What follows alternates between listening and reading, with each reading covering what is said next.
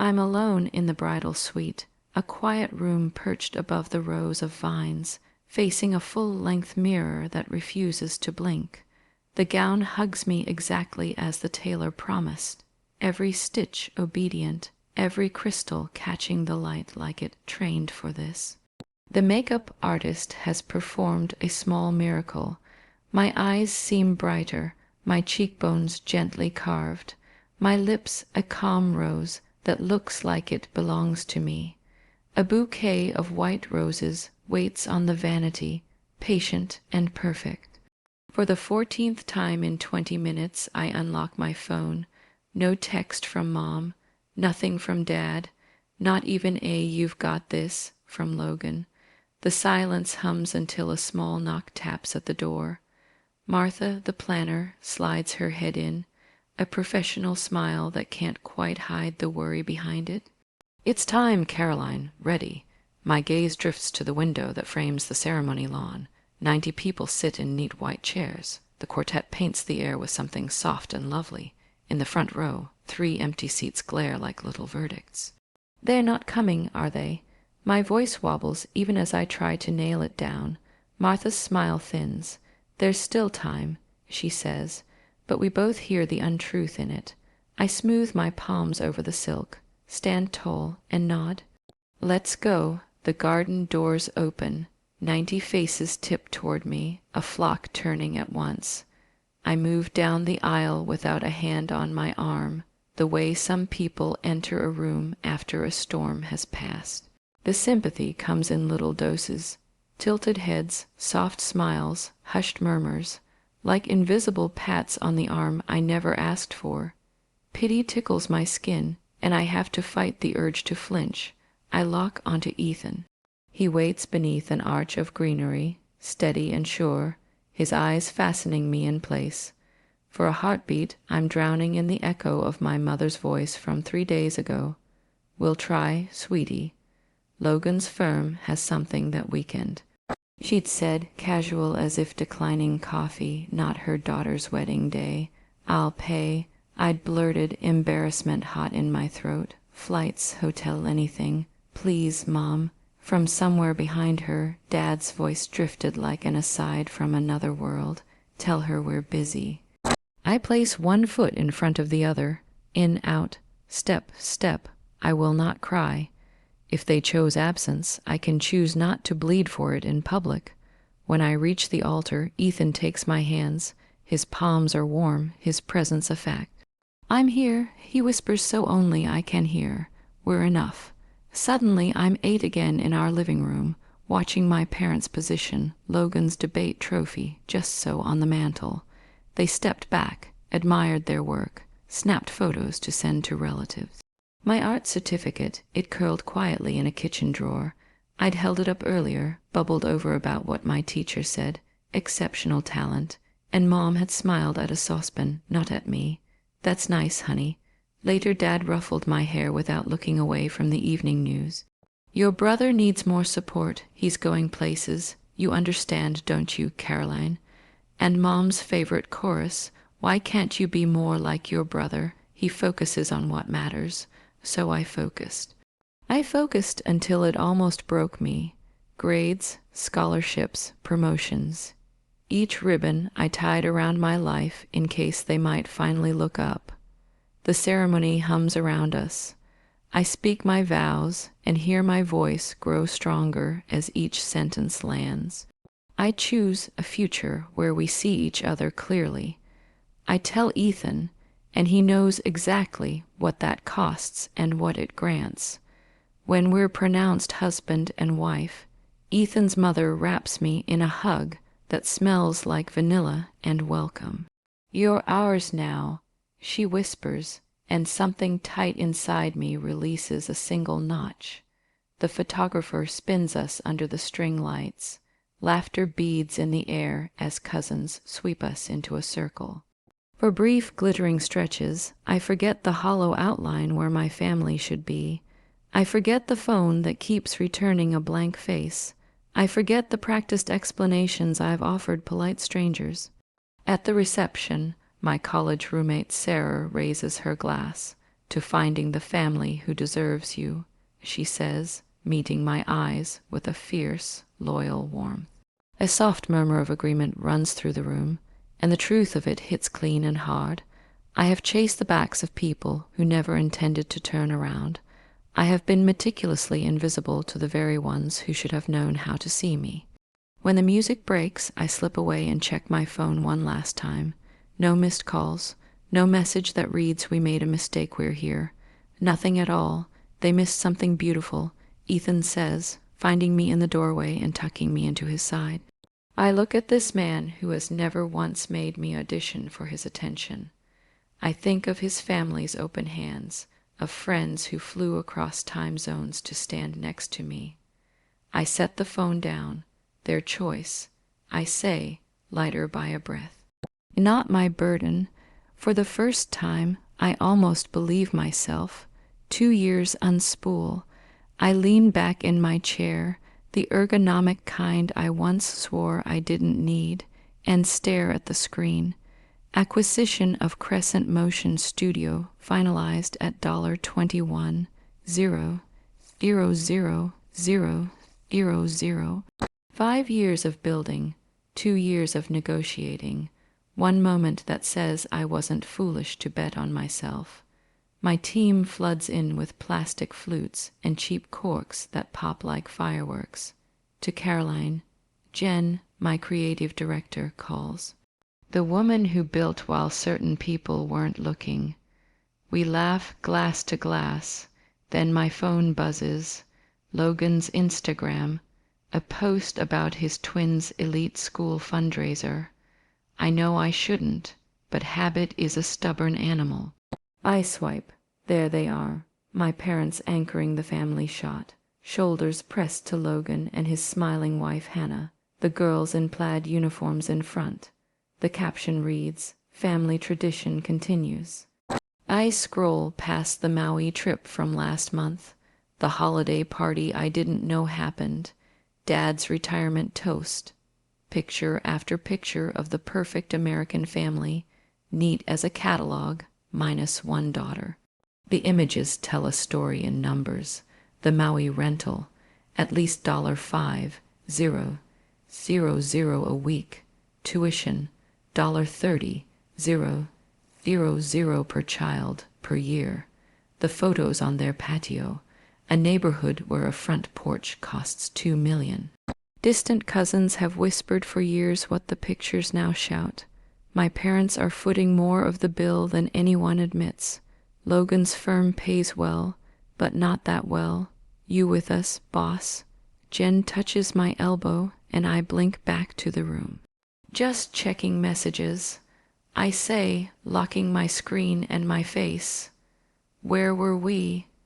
The party swells again, but the math keeps clicking in the back of my mind. They've quietly poured their future into my brother's present, and not a single congratulations for the deal I just closed. After everyone leaves, I scroll through my parents' feeds until the pattern is unmistakable. Hundreds of posts about Logan's triumphs and the twins' milestones, the gatherings, the toasts, the vacations. My name appears exactly once in 2 years. Happy birthday, Caroline. No photo, no exclamation mark. I close the laptop and make a decision that has nothing to do with them and everything to do with me. The next morning I call my advisor, the taken. I say, chalk it in metallic gray. Today, 3 hours later, I'm signing for a $135,000 car that is both ridiculous and exactly right. Not because I want them to see it, but because, God help me, I want to feel the weight of what I can give myself. At home, I take a single photo of the car in the drive, sunlight liquefying over the hood. I post it with 2 words, dreams realized. For 3 days, my phone is quiet. Then Wednesday afternoon, the display lights up with a name that hasn't appeared in 5 years.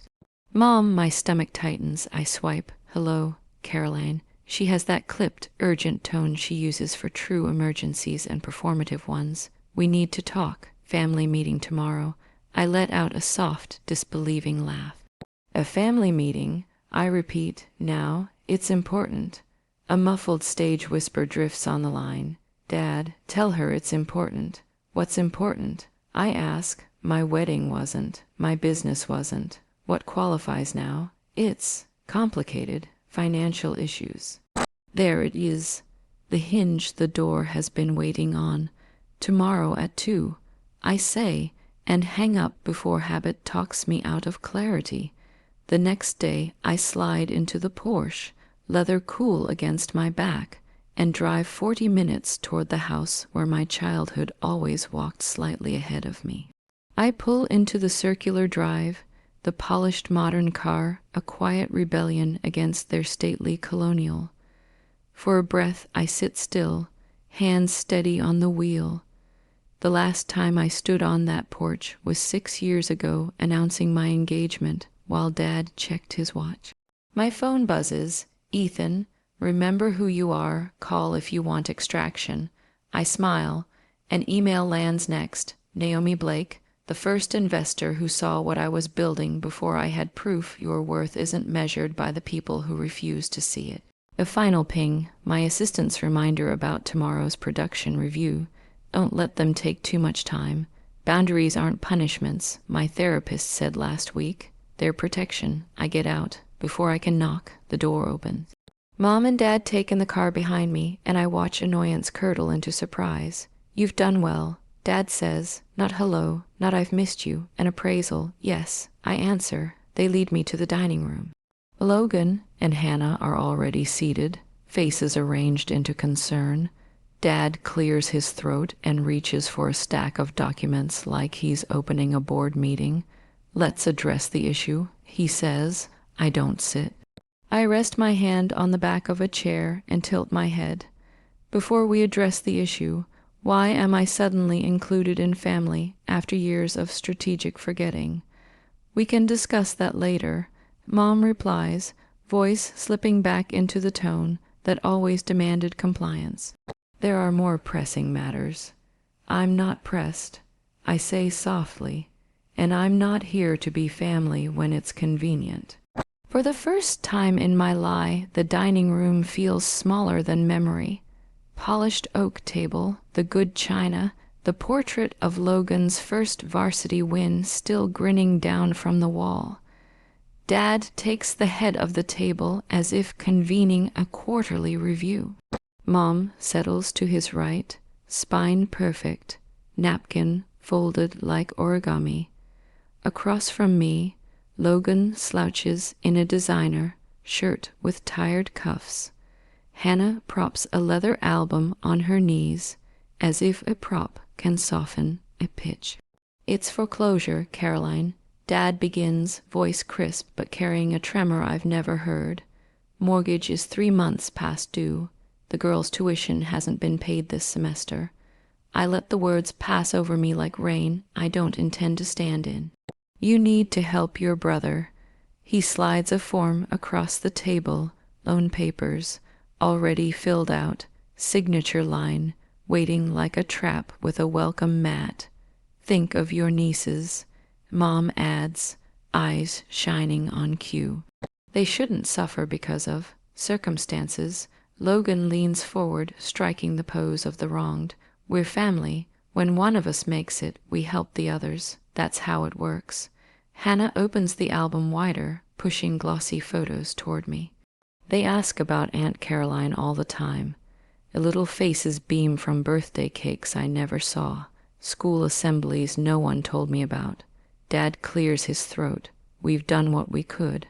Our retirement is constrained. The sentence withers. We've supported them as best we can. There it is, the calculus. My success equals obligation. Their choices are my bill. I close the album softly and nudge it back. Where were you on my wedding day? Logan blinks. What? My wedding? I repeat, voice level. 2 years ago. Where were you? Mom's hand floats to her throat. We were busy. Logan had an event. It wasn't convenient. Dad finishes like he's describing traffic. I nod, the last puzzle piece clicking into place. And now you're here because you saw a car on Instagram. A car, not a life. That's not fair. Logan flares, color rising. You always had to prove something. Always needed attention. Dad rests a hand on his shoulder, the old anointing. Your brother had more potential. He needed nurturing. You were independent. You were parents in title only. I answer, surprised by how calm the words sound leaving my mouth. You missed my graduation, my scholarship ceremony, my company launch, my wedding. I touch the table with each tally, a metronome of absence. You missed me. The room stills. My phone vibrates once. A message from Ethan. Then quiets. Dad pushes the loan papers closer, retreating to familiar terrain. We're asking for a reasonable amount. The interest rate is fair. Blood is thicker than water, Caro. Logan adds, smirk returning like a reflex. Sign it. I lift my briefcase onto the table, the soft thud cutting through their expectation. All eyes drop to the clasps. I open it, not for a checkbook, but for a single document, and lay it between the linen placemats. This is the announcement for the Rivera Media Scholarship Foundation. I say, $16 million endowed to fund young women in digital media arts. Silence lands heavy. It's named for Miss Rivera, my high school teacher, who showed up when you didn't. The board approved everything last week. Funds are already placed in a trust. The press release goes out tomorrow. 16 million. Logan stumbles, like the number refuses to be swallowed. You're wasting money on strangers.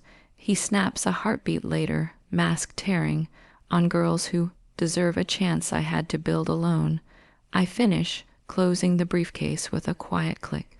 Mom stares at the page as if sheer focus could pry the ink back into the bottle.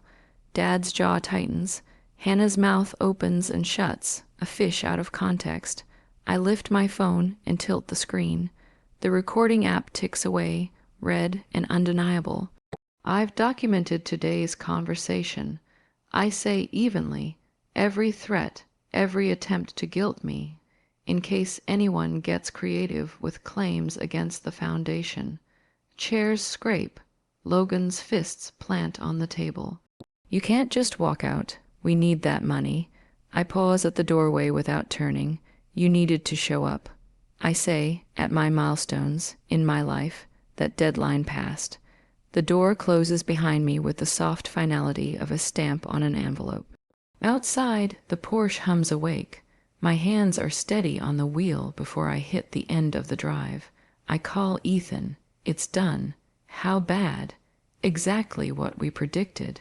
I say, a laugh catching on relief. Loan papers ready. Mom's tears, Dad's pitch, Logan's tantrum. I showed them the foundation that ended the negotiation. Are you okay? I catch my reflection in the rear view. No blotchy cheeks, no wet lashes. Just a woman who looks like the owner of her life. Better than okay. I finally saw it clearly.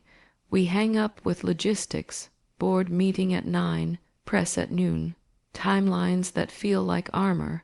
We established the foundation first, the announcement second, the confrontation last, an order that leaves no entry points for hijacking. That night, the first text pings at 11:47 p.m. By midnight, the screen is a slot machine of red bubbles. Family emergency. Think of the children. We can work this out. I turn the phone face down and sleep in the quiet of a house that's chosen me back. Morning brings voicemails that march from pleading to scolding to threat in 6 neat steps. I make coffee and let them play into the kitchen air like a radio from another timeline. Ethan scans his phone. Your dad tried my uncle. Logan called 2 of your clients. Predictable, I say and mean it, not creative. The board meeting slides into place like a well, rehearsed scene. 12 women, finance veterans, producers, founders, vote unanimously to release the press kit. The first scholarship timeline is locked. We're debating venues when Janine from reception calls upstairs. MS, Rivers, your family is here. There, loud. Through the glass I see security moving toward a knot of sound. Mom's voice pitched high with performance, pearls swinging, Logan tight with anger, Dad stiff with righteousness. My team looks to me. It's handled. I say, standing. Let's stay on agenda. Security escorts them to the elevators. Logan's voice booms back across the lobby. This isn't over. You can't ignore family obligations. That evening, I send one email to all three. I have documented your disruptive visit to my workplace. Further contact at my office will result in a formal complaint. For any personal matters, direct communication through my attorney contact attached. Caroline, Patricia, my therapist, reads it 2 days later and nods. Clear boundaries without theater. It didn't feel satisfying, I admit.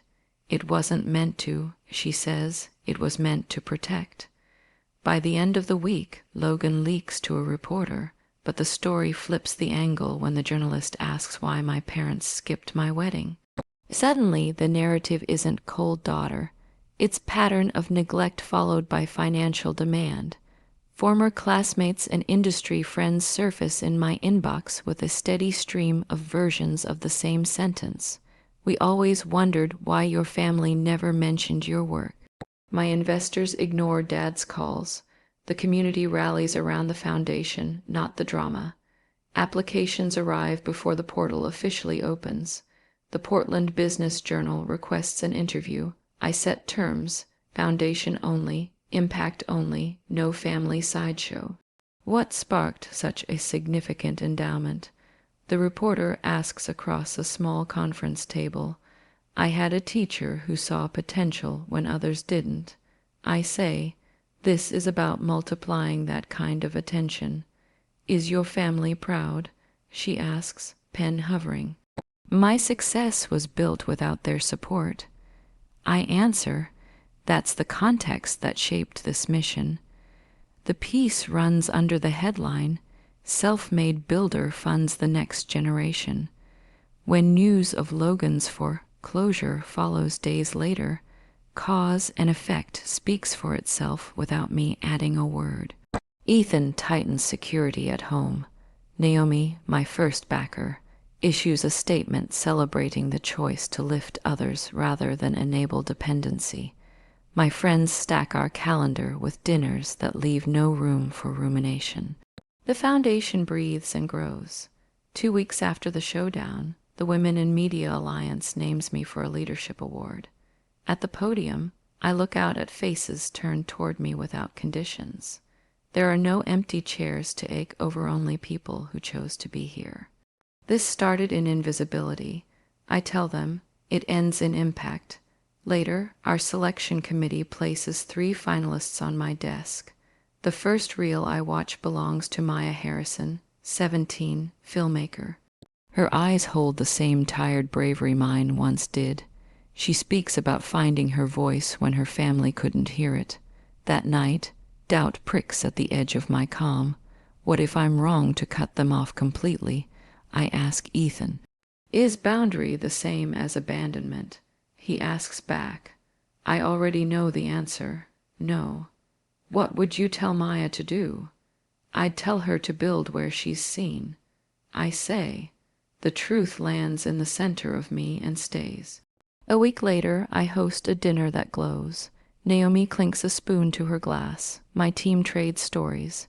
Maya's scholarship certificate sits framed behind her chair. I raise my glass to the ones who see us, exactly as we are. We launch a mentorship track that night. I'll be personally involved. I tell the recipients this isn't charity, it's a partnership. On the local news, a feature about the foundation airs at the exact hour my family usually gathers. The segment praises transparent governance and effective impact. An analyst contrasts it with cautionary tales of mismanaged ventures. No names named, but the lines connect themselves. The next morning, my parents text, coffee. I arrive with my boundaries buttoned like a well-made coat. Dad stares into his cup. We should have been there. he says at the wedding. His voice cracks at everything. How do we fix this? Mom whispers. Some part of me, the child who kept holding up certificates, wants to offer easy steps. The woman I've become breathes first. Some things aren't fixed. I say, they're acknowledged. I'm open to limited contact after you start therapy. That's non-negotiable. Dad reaches for the old tone. That's unnecessary. Then so is contact. I reply and stand. They watch me go the way you watch a train door close. The realization a moment too late. I don't look back. When I drive away, it isn't escape. It's direction.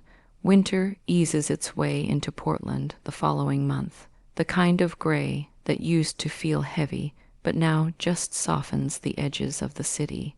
By then, the noise from my family's collapse has dulled to background static.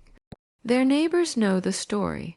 Every magazine and blog has repeated the same headline. Self-made daughter builds legacy while family crumbles. My parents' old house is on the market now, the same white colonial where I once stood invisible at the dinner table.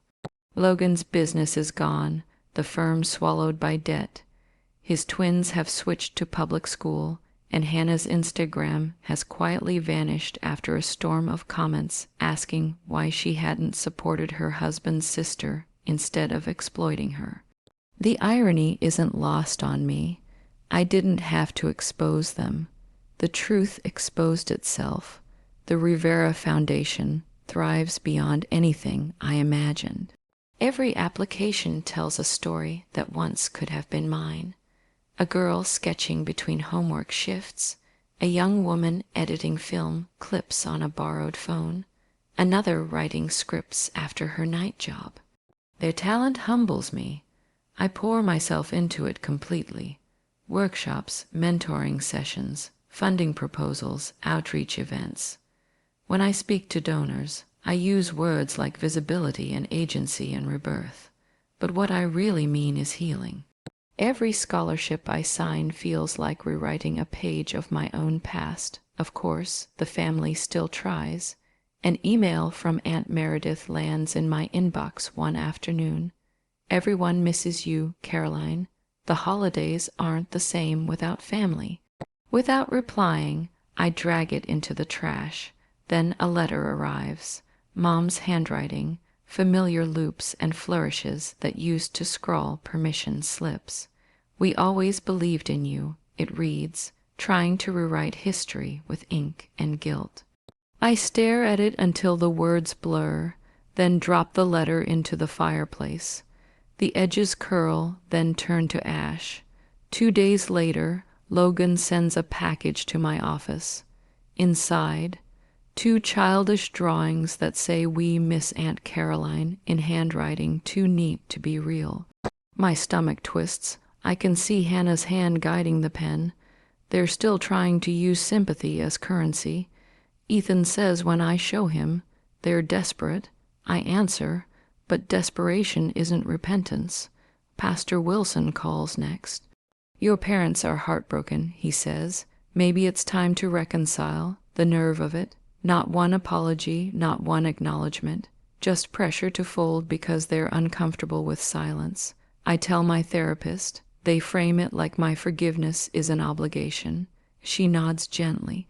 And how does that feel? Infuriating, I admit, but also validating. They're fighting this hard because they can't control me anymore.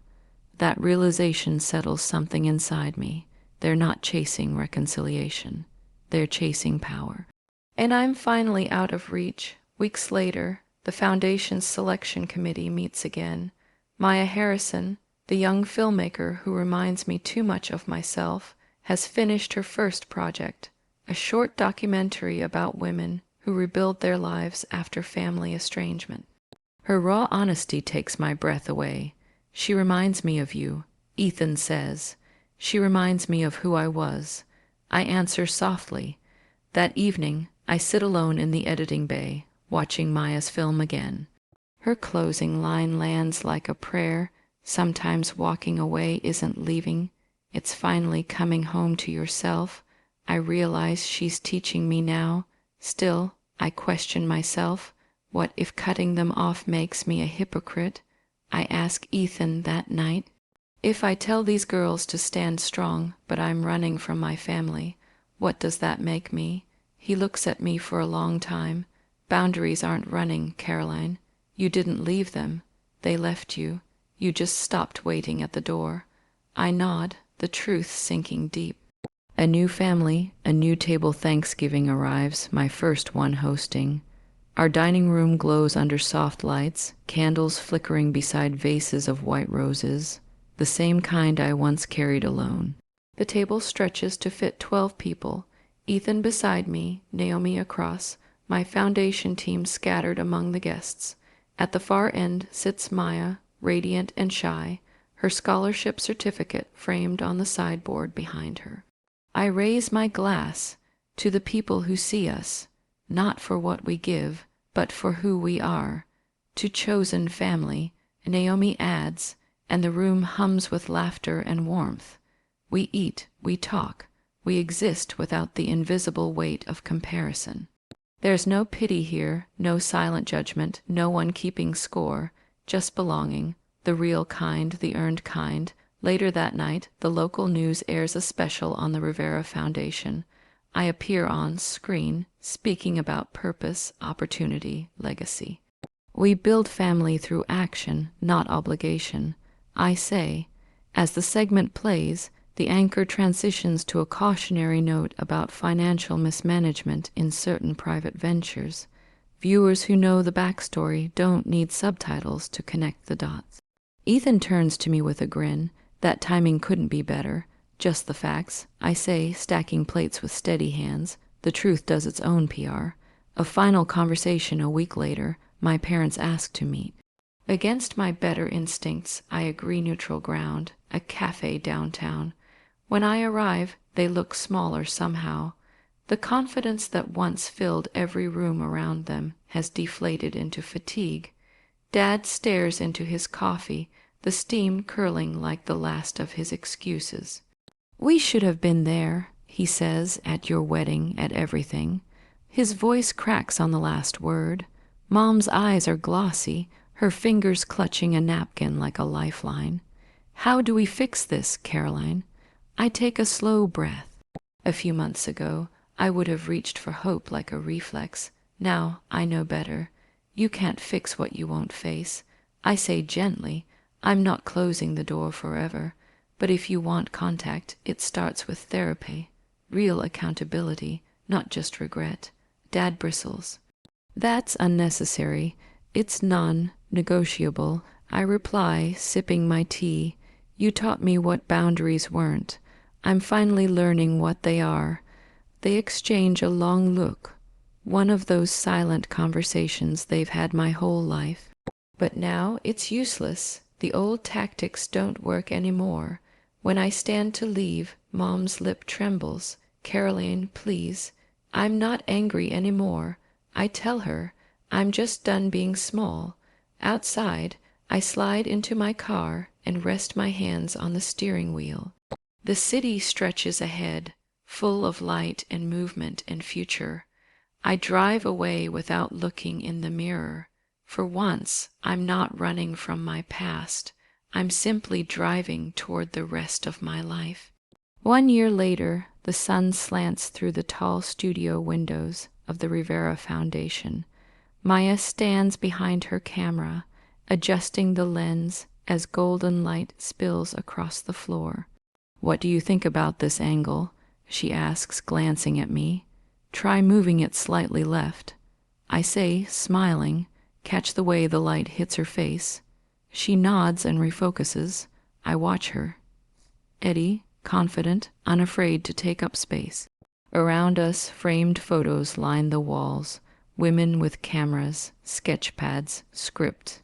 Faces alive with the joy of being seen. My office here has replaced the childhood bedroom I once used to escape into dreams. Every piece of it, desk, chair, awards, framed artwork, is something I chose, something unborrowed, something earned. Maya finishes her final cut that afternoon and invites me to watch. The documentary follows 3 generations of women rebuilding themselves after loss. When the credits roll, she turns to me, eyes shining. "You're the reason I believed I could do this." I hug her, emotion catching in my throat. I think of Miss Rivera, how she once saw something in me when my parents couldn't, and how that single act of belief became the seed of all this. Later that week, I stand at the podium of the Portland Arts Center accepting a Community Leadership Award. The audience rises to their feet. I spot Ethan in the front row, clapping until his eyes glisten. There are no empty chairs this time. No ghosts, no absences, only presence. "Thank you," I say into the microphone. This journey began in silence, but it ends in purpose. For years, I measured my worth by the approval I couldn't earn. Now, I measure it by what I build. With those who believe in me, applause fills the room like music. Patricia calls it post-traumatic growth. I call it peace. Our holidays now belong to the family we chose. Friends, colleagues, students, people who show up with love that asks for nothing in return.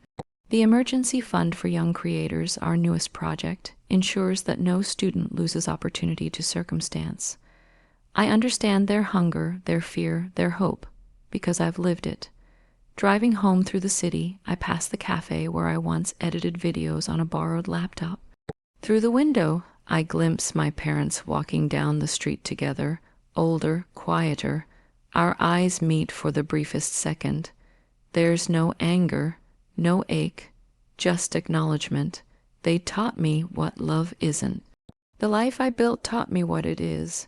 Tomorrow, Maya begins filming her next piece. I'll be there, camera in hand, mentor beside her, showing her the light. Because family isn't who raises you,